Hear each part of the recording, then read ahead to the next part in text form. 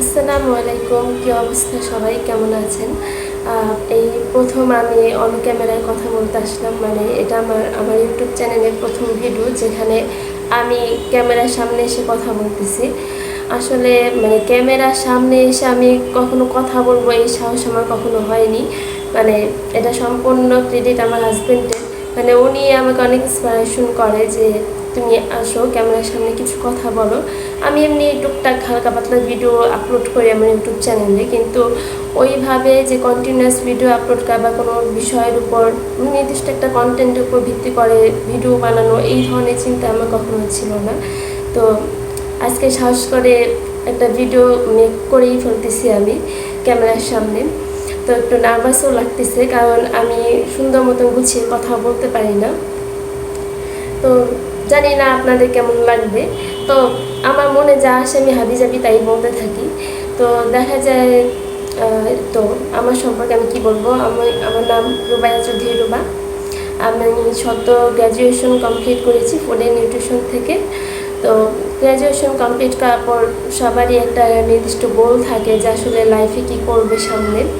তো আমি আমার ক্যারিয়ারটা মানে ক্যারিয়ারের জন্যই আর কি পড়াশোনা আবার শুরু করেছি, মানে জবের জন্য। তো রিসেন্টলি চারপাশে যা হচ্ছে গভর্নমেন্ট জবের জন্য মানে আসলে বলার কিছু নাই। মানে আমরা যারা মধ্যবিত্ত ফ্যামিলি থেকে বিলং করি ওদের আসলে মানে কি বলবো, তাদের যে মেধা পরিশ্রমে যে সারাদিন 24টা ঘন্টা এখানে পড়ার টেবিলে সময় দেয় এটা আসলেই মানে বৃথা। কেন, এই যে রিসেন্টলি বিসিএসের প্রশ্ন ফাঁস নিয়ে যা হলো মানে সেটা আসলে দুঃখজনক। যখন বিসিএসের প্রশ্নটা ফাঁস হয় তখন মানে আমার মনটা অনেক খারাপ হয়ে গেছিলো। মানে আমার স্বপ্ন ছিল যে আমি বিসিএস পড়ি। তো আমরা অনেক কষ্ট করে পড়াশোনা করলাম, যেমন এসএসসি ইন্টারে আমি বুকে হাত দিয়ে বলতে পারি যে আমি কোনো ফাঁকিবাজি করিনি। এসএসসিতে আলহামদুলিল্লাহ জিপিএ 5 আছে। এসএসসিতে একটু খারাপ হয়েছিল, মানে 3 পয়েন্ট সামথিং পেয়েছিলাম, কিন্তু আমি বলতে পারি যে আমি কোনো ফাঁকিবাজি করি না। হয়তো আমার ভাগ্যে ছিল না তাই এত খারাপ রেজাল্ট হয়েছিল। তো যাই হোক, এই যে এসএসসি ইন্টারে মানে আমি তো সায়েন্স ব্যাকগ্রাউন্ড থেকে, তো দেখা যায় যে ঘুমানোর সময় পেতাম না। তো নিজের শখ আরাম ঘুম সব বাদ দিয়ে শুধু পড়ালেখার পিছনেই সময় ব্যয় করছি, শুধুমাত্র সামনে কি ভবিষ্যৎ হবে একটা সুন্দর একটা ক্যারিয়ারের জন্য যাতে হেল্পফুল হয় এই দিকটা, সেই জন্য আর কি কী বলবো এত জোর দিয়ে পড়াশোনা করা। তারপরে তো আলহামদুলিল্লাহ অনার্সটা কমপ্লিট করলাম ফার্স্ট ক্লাস দিয়ে।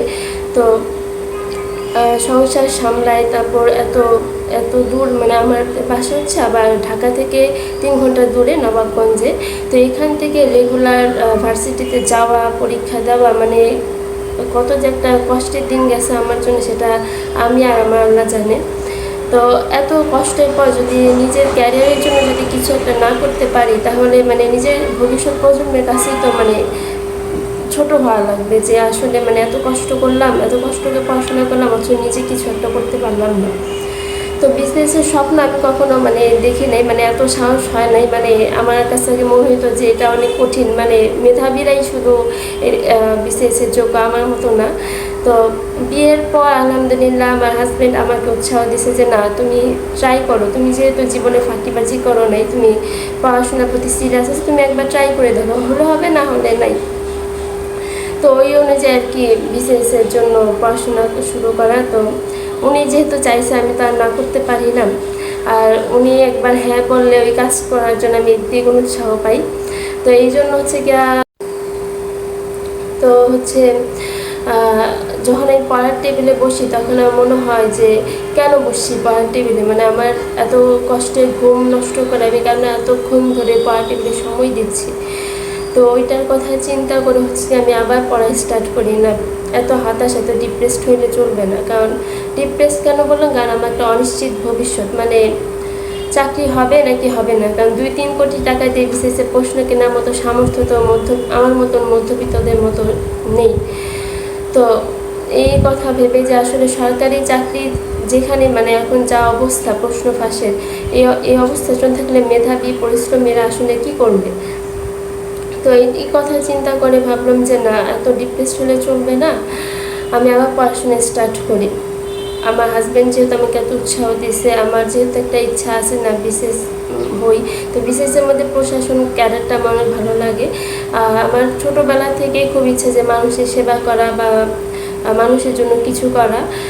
তো কলেজে থাকা অবস্থা বা অনার্সে থাকা অবস্থায় যেহেতু আমার আর কোনো ইনকাম ছিল না বা আমি তেমন বাইরে বের হতে পারতাম না, যেহেতু আমার ফ্যামিলি অনেক স্ট্রিক্ট ছিল, তো এই কারণে কোনো হেল্প করতে পারতাম না কাউকে। তো একটা চাকরি যদি আমার নিশ্চিত হয়ে যায় তাহলে তো দেখা যায় ওখান থেকে যে অর্থ পাবো সেটাতে আমি সমাজের জন্য মানুষের জন্য কিছু আমি করতে পারবো।